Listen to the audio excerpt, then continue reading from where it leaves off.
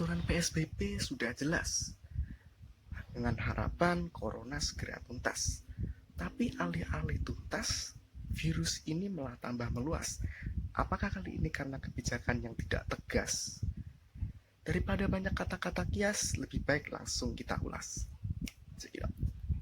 Hai Bagas, guys di sini berbeda dengan channel sebelah DKID yang biasanya membahas tentang macam-macam HP, laptop, dan alat elektronik lainnya. Saya di sini akan membahas tentang kebijakan pemerintah. Apa itu?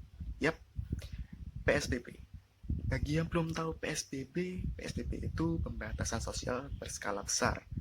PSBB itu biasanya dilaksanakan di daerah-daerah atau wilayah yang rawan terkena virus corona.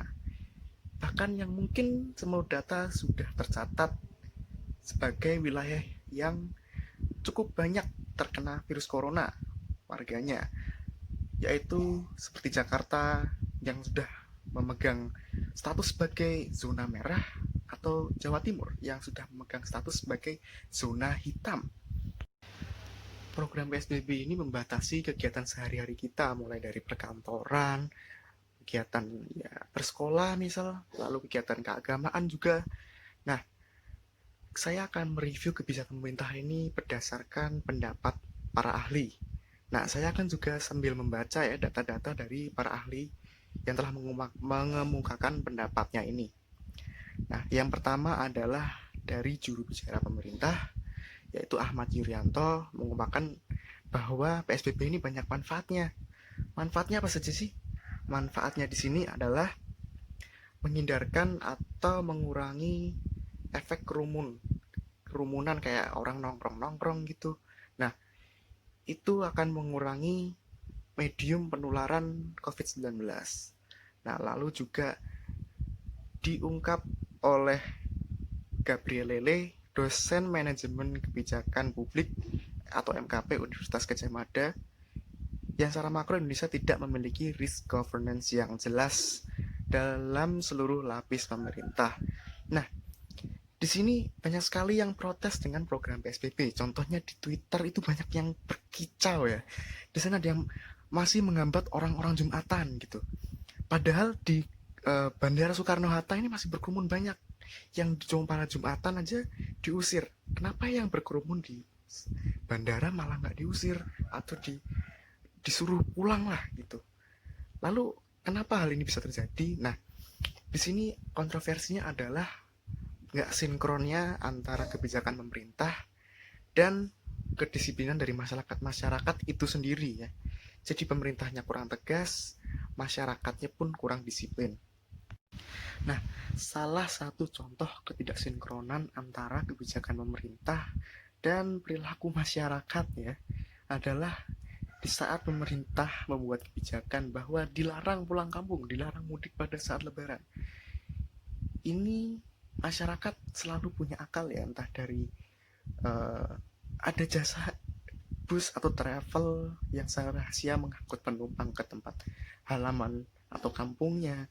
Lalu saat pemerintah mengecualikan kebijakan ini untuk orang yang akan bertugas keluar daerah atau melakukan perjalanan dinas, itu ada aja orang yang menjual surat tersebut. Jadi surat palsu yang dijual ya.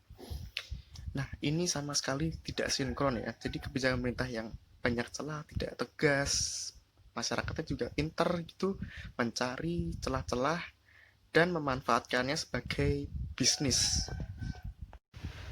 Dosen UGM Gabrielele menegaskan bahwa stabilitas nasional dapat dicapai oleh pemerintah dengan mengkombinasikan antara tiga isu kompleks, yaitu kesehatan, ekonomi, dan sosial. Lalu, Gabriel juga menyebut bahwa masyarakat Indonesia butuh sinyal ketegasan dan konsistensi dari pemerintah. Nah, menurut data ya di sini ya, kombinasi antara ketidaktegasan atau tidak konsisten dengan sikap masyarakat yang acuh tak acuh membuat segala kebijakan atau kebijakan apapun itu nggak akan berjalan dengan baik, atau bisa disebut semua kebijakan akan gagal kalau pemerintahan yang tegas dan masyarakat nggak konsisten. Jadi sebagai kesimpulan, program PSBB itu sebenarnya sudah bagus, cuman nggak dijalankan dengan baik. Jadi nggak mungkin ya dapat mencegah penularan dengan maksimal atau dengan efektif. Jadi diperlukan koordinasi antara ketegasan pemerintah dan masyarakatnya yang disiplin. Jadi masyarakat harus mulai sadar betapa bahayanya virus ini dengan nggak menganggap enteng ya, dan mulai menaati peraturan dari pemerintah untuk sekarang ini.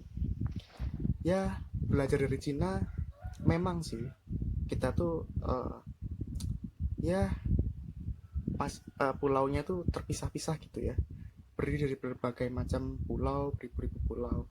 Nggak kayak Cina yang hanya satu daerah, jadi penyebarannya sangat cepat.